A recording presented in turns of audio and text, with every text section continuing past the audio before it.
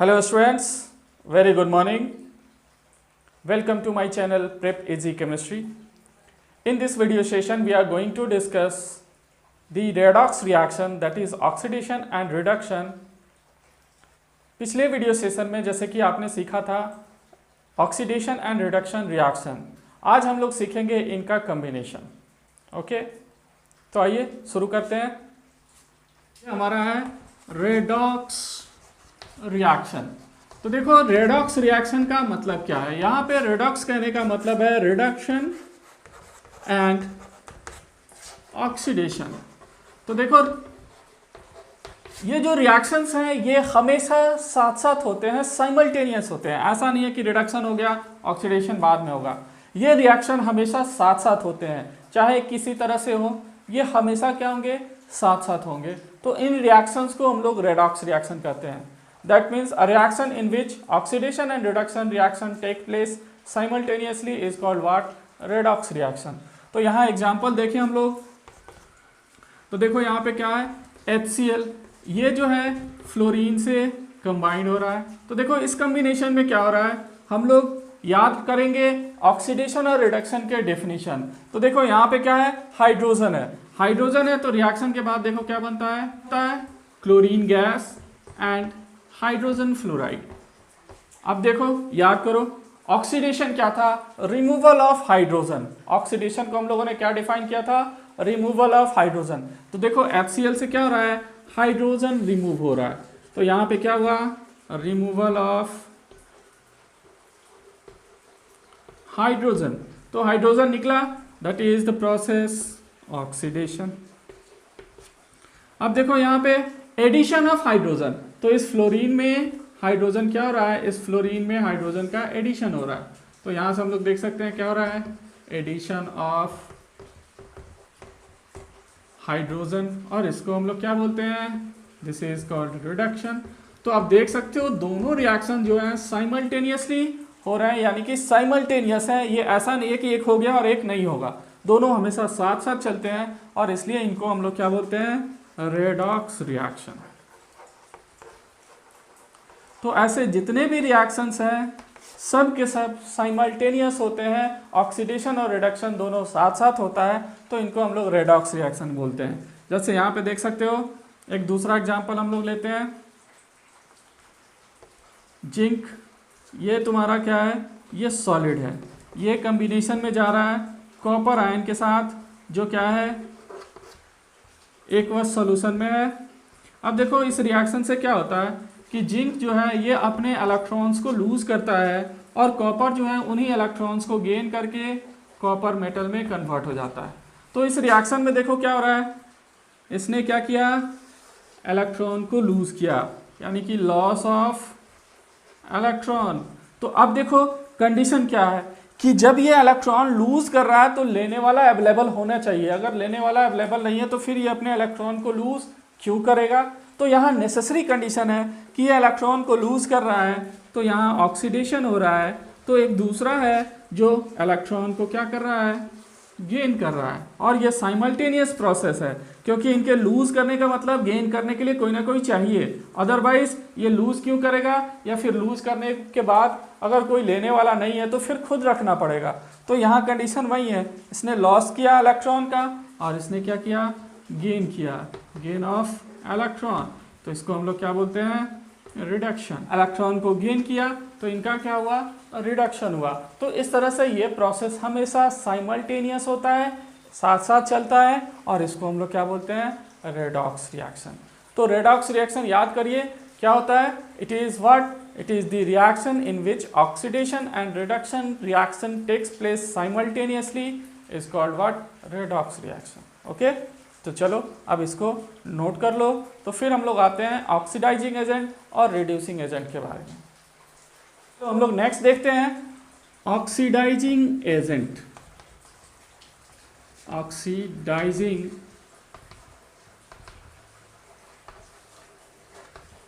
Agent, तो देखो oxidising agent कहने का मतलब है कि ये एक रिएजेंट होता है जो क्या करता है, ऑक्सीडेशन कराता है किसी दूसरे का। तो इस रिएजेंट को हम लोग क्या कहते हैं, ऑक्सीडाइजिंग एजेंट कहते हैं। ठीक ऐसे ही हमारा दूसरा होता है रिड्यूसिंग एजेंट। तो ये क्या करता है, तो ये एजेंट है, इसका मतलब ये भी क्या करेगा, रिडक्शन रिएक्शन कराएगा, यानी कि इसके होने से ही ऑक्सीडेशन या फिर रिडक्शन रिएक्शन होगा। तो जिसके रहने से ऑक्सीडेशन होगा वो ऑक्सीडाइजिंग एजेंट होता है, जिसके अवेलेबल होने से रिडक्शन होता है वो क्या होता है, रिड्यूसिंग एजेंट होता है। तो यहाँ से oxidising agent, the reagent which oxidizes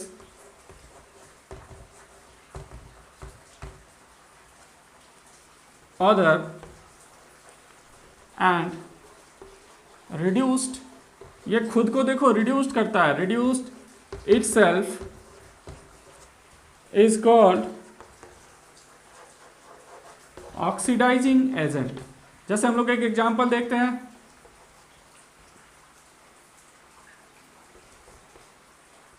HCl। अब यहाँ पे देखो फ्लोरीन, तो यहाँ रिएक्शन में देखो क्या हो रहा है, ये बनाएगा HF और ये क्लोरीन गैस। तो अब यहाँ देखो ऑक्सीडेशन किसका हो रहा है, तो रिमूवल ऑफ हाइड्रोजन यहाँ हो रहा है, यानी कि ये ऑक्सीडेशन हो रहा है। अब ये ऑक्सीडेशन यानी कि हाइड्रोजन को किसने हटाया, तो फ्लोरीन ने हाइड्रोजन को रिमूव किया HCl से। तो ये क्या हो गया, ये हो गया ऑक्सीडाइजिंग एजेंट, क्योंकि ये क्या कर रहा है, ये ऑक्सीडेशन करा रहा है किसका, क्लोरीन का। So this is called what, oxidising agent. Next देखो reducing agent, the reagent which reduces other and oxidizes itself is called reducing agent। तो देखो ये क्या कर रहा है, दूसरे को रिड्यूस करता है, ये रिडक्शन प्रोसेस कराता है। जैसे एग्जांपल देखो,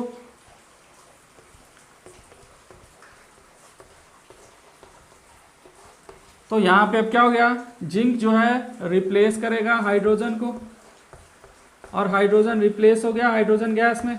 तो अब यहाँ पे हाइड्रोजन जो है इनका क्या हो गया, तो इनका रिडक्शन हो गया, ये रिड्यूस्ड कर गए। और इनका रिडक्शन हुआ तो किसने कराया, तो रिडक्शन कराया जिंक ने। तो इसको हम लोग क्या बोलेंगे, ये हमारा रिड्यूसिंग एजेंट है, यानी कि जिसने क्या किया, रिडक्शन प्रोसेस को कराया। तो जो रिडक्शन प्रोसेस कराता है रिड्यूसिंग एजेंट, जो ऑक्सीडेशन प्रोसेस कराता है ऑक्सीडाइजिंग एजेंट। लेकिन खुद को क्या किया, तो खुद को इसने ऑक्सीडाइज कर लिया, इसने खुद को क्या किया, रिड्यूस कर लिया। तो ये चीज़ आपको ध्यान रखना है, ऑक्सीडाइजिंग एजेंट दूसरे को ऑक्सीडाइज कराता है, खुद को रिड्यूस करता है।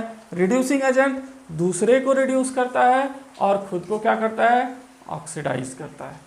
तो इस तरह से ये प्रोसेस हो जाता है और ये आपको ऑक्सीडाइजिंग एंड रिड्यूसिंग एजेंट होते हैं। ठीक है, अब आप इनको नोट कीजिए, तो हम लोग नेक्स्ट टॉपिक डिस्कस करते हैं। ओके, तो पहले आप इनको नोट कीजिए।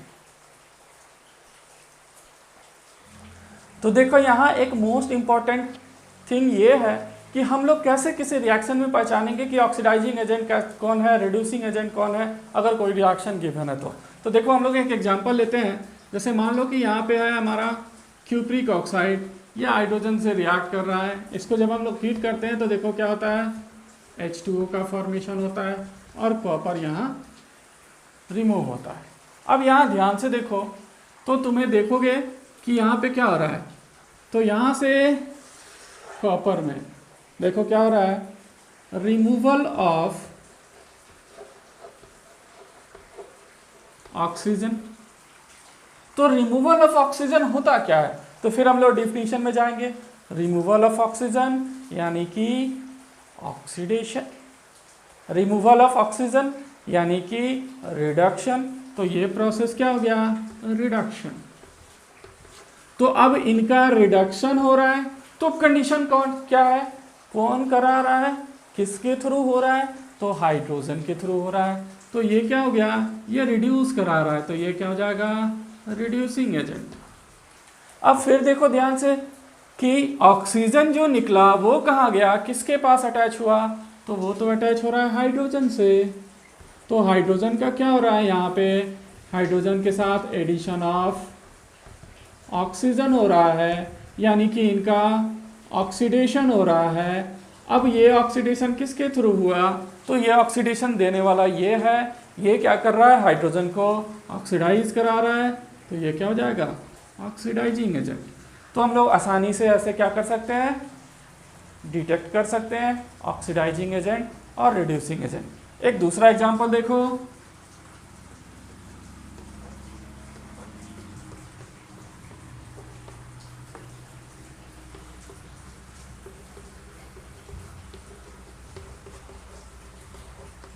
अब इस रिएक्शन में देखो ध्यान से, तो यहाँ पे हाइड्रोजन है, यहाँ से हाइड्रोजन रिमूव हो गया, यानी कि हाइड्रोजन का रिमूवल हो रहा है। और रिमूवल ऑफ हाइड्रोजन याद करो क्या था,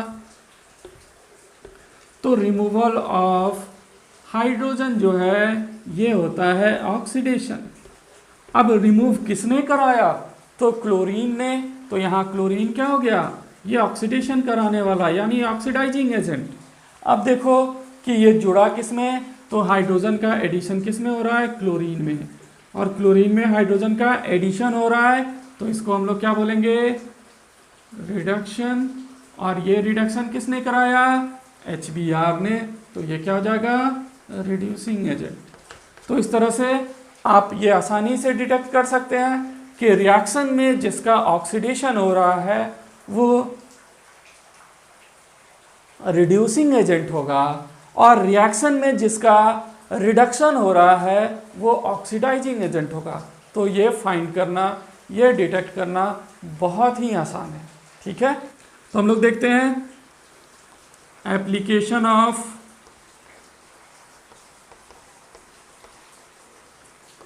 रेडॉक्स रिएक्शन। तो देखो पहला है कोरोजन और दूसरा है rancidity of food. Third process देखो, डाइजेशन ऑफ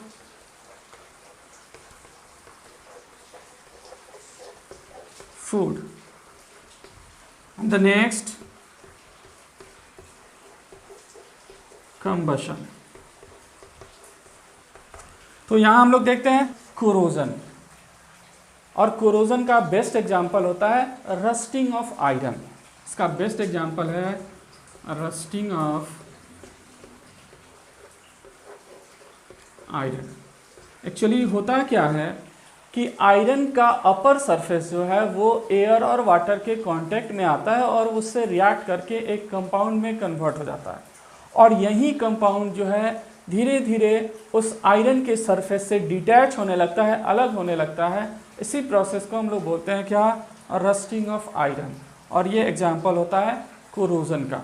यानी कोरोजन जो है ये क्या है, तो मेटल के अपर सरफेस का धीरे धीरे किसी दूसरे अनयूजुअल फॉर्म में चेंज हो जाना कोरोजन होता है। तो मेटल के सरफेस, जैसे अगर हम लोग कॉपर को लें तो कॉपर के अपर सरफेस पे आप देखते होंगे ग्रीन कलर के पैचेस जो हैं वो बनने लगते हैं जो बहुत ही डर्टी दिखाई देते हैं। तो ये जो है ये एक्चुअली वाटर वेपर और ऑक्सीजन से रिएक्शन के कारण, कम्बिनेशन के कारण कॉपर का जो अपर सरफेस है वो धीरे धीरे क्या होने लगता है, कोरोजन प्रोसेस के थ्रू उसका कलर जो है चेंज होने लगता है, उस पर ग्रीन पैचेस बनने लगते हैं। तो इन प्रोसेस को हम लोग क्या बोलते हैं, कोरोजन। और ये एक्चुअल में रेडॉक्स रिएक्शन होता है, यानी ऑक्सीडेशन रिडक्शन प्रोसेस से ही क्या किया जाता है कि ये कोरोजन प्रोसेस होता है।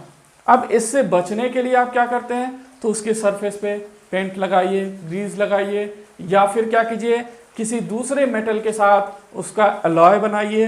एलॉय जब बनेगा तो उसका कोरोजन प्रोसेस रुक जाता है। या फिर क्या कर सकते हैं, एक प्रोसेस होता है इलेक्ट्रोप्लेटिंग, जिसमें हम लोग क्या करते हैं, एक मेटल के ऊपर दूसरे मेटल का लेयर क्या करते हैं, उसके ऊपर से प्लांट कर देते हैं, उसके ऊपर से प्लेनिश कर देते हैं, तो इसको हम लोग बोलते हैं इलेक्ट्रोप्लेटिंग। ये इलेक्ट्रोलाइसिस प्रोसेस के थ्रू होता है, ठीक है। तो इस तरह से हम लोग कोरोजन से क्या कर सकते हैं, बच सकते हैं। अब आता है रेंसिडिटी ऑफ फूड। तो देखो रेंसिडिटी ऑफ फूड कहने का मतलब क्या है कि फूड मटेरियल का धीरे धीरे खराब हो जाना। एक्चुअली क्या होता है कि फूड मटेरियल में जो अवेलेबल फैट एंड ऑयल्स होते हैं वो ऑक्सीजन के कांटेक्ट में आकर के रिएक्शन के थ्रू कुछ अनयूजुअल मटेरियल में चेंज हो जाते हैं, वो ऑक्सीडाइज हो जाते हैं, और उनके ऑक्सीडेशन से वो जो हमारा फूड मटेरियल है वो धीरे धीरे क्या हो जाता है, खराब हो जाता है। तो जनरली हम लोग फैट और ऑयल कंटेनिंग मटेरियल्स को, स्टार्च कंटेनिंग मटेरियल्स को क्या करते हैं, अच्छे से पैक्ड करते हैं। तो आप देखते होंगे पैक्ड फूड जो होते हैं, स्पेशली चिप्स वगैरह आप देखते होंगे, वो एयर के साथ बहुत ही वो अच्छे से पैक्ड रहते हैं। उसमें एक्चुअली नाइट्रोजन गैस भरा जाता है जिससे वो ऑक्सीजन के कांटेक्ट में नहीं आए और फिर उसका ऑक्सीडेशन हो करके वो रैंसिड नहीं हो। तो रेंसिडिटी से बचने के लिए एक्चुअली क्या किया जाता है, वो गैस फील किया जाता है।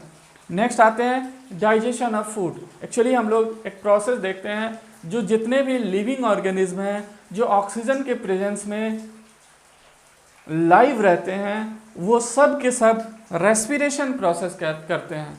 तो रेस्पिरेशन एक्चुअली रेडॉक्स रिएक्शन है जिसमें स्टोर्ड फूड से एनर्जी का प्रोडक्शन किया जाता है।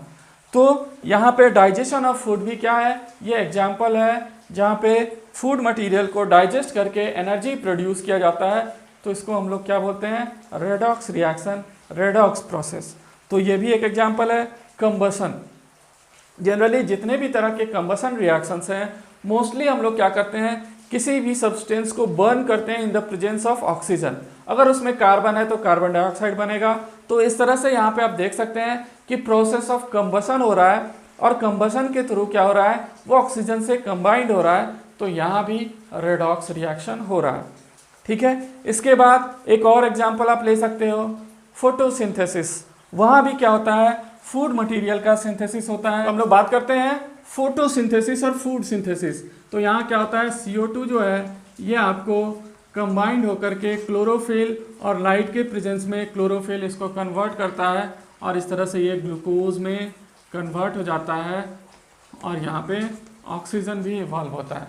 तो इस तरह से ये कंप्लीट एक रेडॉक्स रिएक्शन ही है जहाँ पे ऑक्सीडेशन और रिडक्शन प्रोसेस के थ्रू फूड मटेरियल का सिंथेसिस प्लांट करते हैं। तो इस तरह से ये सारे प्रोसेसेस हैं जो रेडॉक्स रिएक्शन के अंदर में आते हैं, और ये corrosion process, rancidity of food, digestion of food and combustion process भी रेडॉक्स के ही एग्जाम्पल हैं जो हमारे डेली लाइफ में मिलते हैं, ठीक है। तो अब आप इनको नोट कीजिए।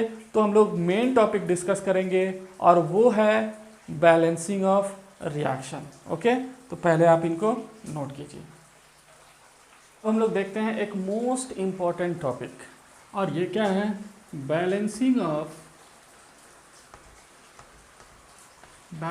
ऑफ केमिकल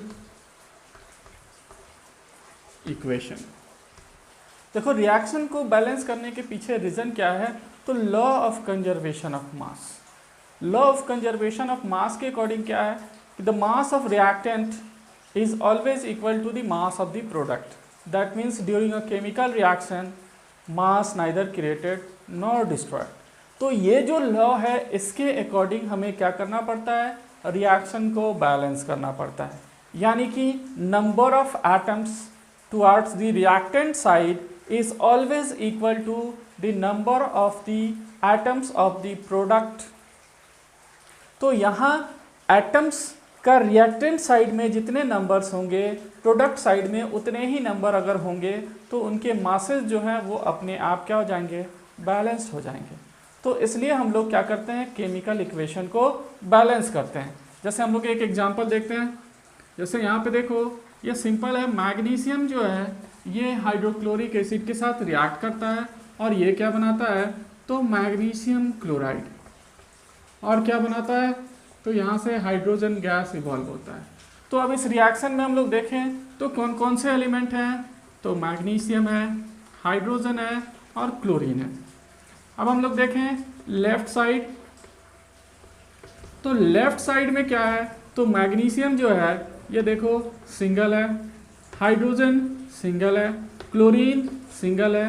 अब देखें हम लोग राइट साइड, तो राइट साइड में हम लोग क्या देख रहे हैं कि मैग्नीशियम सिंगल है, लेकिन क्लोरीन और हाइड्रोजन ये दोनों डबल हो गए। तो अब आप ध्यान से देखो कि मैग्नीशियम तो दोनों तरफ इक्वल है, यानी कि इसको बैलेंस करने की जरूरत नहीं है। अब हमें यहाँ पे ध्यान देना है, तो ये देखो नंबर 2 2 हो रहा है। तो हम लोग फिर से देखें इक्वेशन, Mg प्लस HCl और ये क्या दे रहा है, MgCl2 एंड H2। तो अगर हम लोग इस जगह पे 2 से मल्टीप्लाई कर दें तो अब देखिए तो हाइड्रोजन लेफ्ट साइड में 2 हो गया और राइट साइड में भी 2 हो गया, क्लोरीन लेफ्ट साइड में 2 हो गया और राइट साइड में पहले से क्लोरीन 2 है। और मैग्नीशियम देखें हम लोग, तो मैग्नीशियम पहले भी 1 था और अभी भी 1 है। तो इस तरह से ये क्या हो गया, आसानी से बैलेंस्ड हो गया। तो ये हमारा एक बैलेंस केमिकल इक्वेशन हो गया। ये method actually heat and trial method होता है। यहाँ पे कोई स्पेसिफिक लॉजिक नहीं है, आपको बस एक नंबर रखना है और मल्टीप्लाई करके आपको इनके इक्वल रख देना है। ठीक है, चलिए इसको नोट कीजिए, फिर हम लोग एक दूसरा एग्जाम्पल देखते हैं।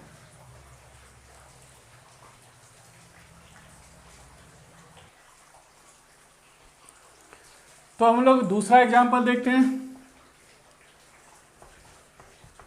ये देखिए पोटेशियम क्लोरेट। जब हम लोग पोटेशियम क्लोरेट को हीट करते हैं तो पोटेशियम क्लोरेट जो है ये डिसोसिएट होता है और ये बनाता है KCl और क्या बनाता है, तो ऑक्सीजन O2। अब हम लोग देखें तो यहाँ पे कौन कौन से आटम हैं, तो पोटेशियम है, क्लोरीन है और ऑक्सीजन है। देखो लेफ्ट साइड पोटेशियम 1 है, क्लोरीन भी 1 है, बट ऑक्सीजन क्या है, 3 है। अब हम लोग राइट साइड देखें तो राइट साइड में क्या है, पोटेशियम 1, क्लोरीन 1। तो इनको बैलेंस नहीं भी करेंगे तो ये बैलेंस्ड है क्योंकि दोनों तरफ इक्वल है। अब देखो ऑक्सीजन ये 2 हो गया, यानी कि ऑक्सीजन अनबैलेंस्ड है। तो अब हम लोग एक ऐसा नंबर ढूंढे जिससे दोनों तरफ ऑक्सीजन क्या हो जाए, बैलेंस हो जाए।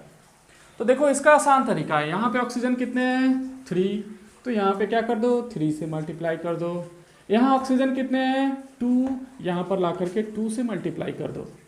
ठीक है, तो अब देखो दोनों तरफ 2 3 जा 6 एंड 3 2 जा 6, ऑक्सीजन इक्वल हो गया।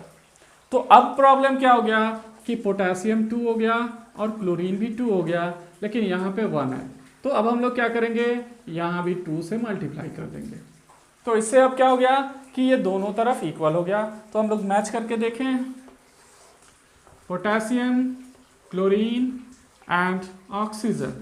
अब देखो लेफ्ट साइड में कितने हैं, 2, राइट साइड में कितने हैं, 2। क्लोरीन देखो लेफ्ट साइड में कितने हैं, 2, राइट साइड में कितने हैं, 2, यानी कि बैलेंस्ड। अब हम लोग ऑक्सीजन देखें, 2 3 जा 6, तो यहाँ पे लेफ्ट साइड में 6 एंड 3 2 जा 6, तो राइट साइड में भी 6। तो इस तरह से हमारा क्या हो गया, इक्वेशन बैलेंस्ड हो गया। तो ये हमारा बैलेंस्ड केमिकल इक्वेशन हो गया। ओके, चलो नेक्स्ट देखो, AlCl3 प्लस CaOH यानी कैल्शियम हाइड्रोक्साइड, इन दोनों के बीच रिएक्शन होता है। तो देखो रिएक्शन के बाद क्या बनेगा, तो यहाँ पे बनता है AlOH whole thrice plus CaCl2। अब हम लोग यहाँ पे देखें अरेंज करके, तो देखो एल्यूमिनियम, तो देखो तो लेफ्ट और राइट दोनों साइड में 1 1 है, क्लोरीन यहाँ 3 है और यहाँ पे क्या है, तो 2 है। फिर आ जाओ कैल्शियम 1 1 बोथ साइड है। अब क्या हो गया, OH, यहाँ पे हम लोग कंबाइन ले रहे हैं, अलग अलग नहीं ले रहे हैं। तो यहाँ पे क्या है, 2 है और इस साइड में क्या है, 3 है। तो अब सिंपल हम लोग क्या करेंगे, इसी के अकॉर्डिंग बैलेंस करेंगे। तो देखो यहाँ पे क्लोरीन कितने हैं, 3 हैं और यहाँ पे कितने हैं, 2 है। तो इसके अकॉर्डिंग क्या करो, यहाँ 2 से मल्टीप्लाई कर दो और यहाँ पे 3 से मल्टीप्लाई कर दो।